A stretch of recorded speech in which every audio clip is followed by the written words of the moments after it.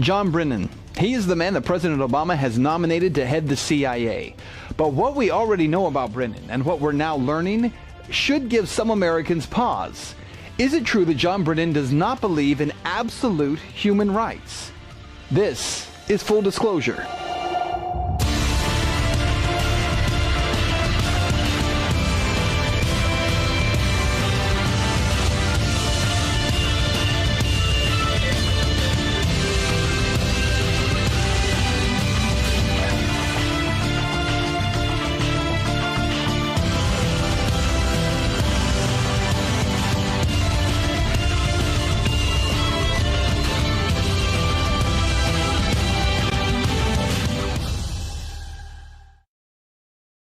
In his 1980 thesis at the University of Texas at Austin, John Brennan argued against the idea of absolute human rights. He also argued for censorship on the part of the Egyptian dictatorship, saying, quote, "Since the press can play such an influential role in determining the perception of the masses, I am in favor of some degree of government censorship," Brennan wrote.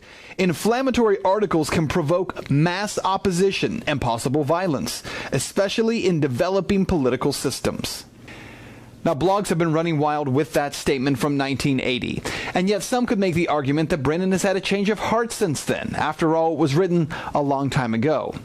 But when you consider what Brennan has been up to as of late, it may stand to correlate to what was said in 1980.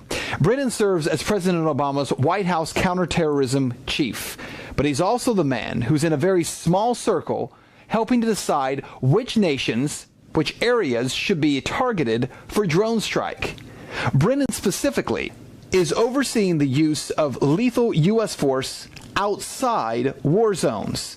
He now has greater input earlier in the process than ever before, and he makes final recommendations to President Obama about who in specific should be targeted by drone strikes.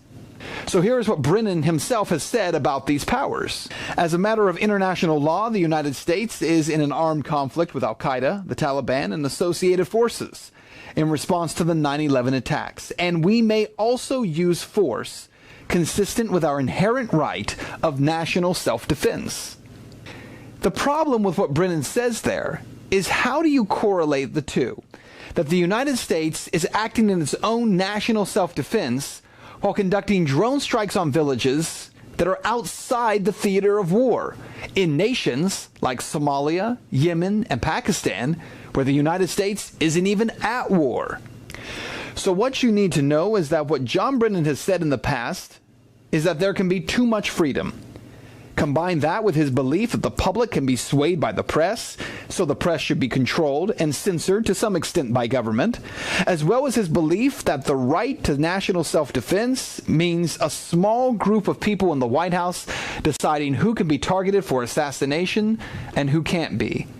Maybe that makes him unqualified to run the Central Intelligence Agency or the CIA.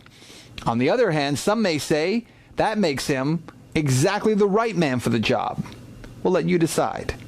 And that is Full Disclosure.